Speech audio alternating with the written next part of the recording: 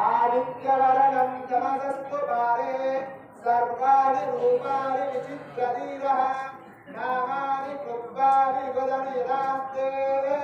माता पुरस्ताद्यमुदा जहार चक्रप्रवित्तार्करीचतस्काः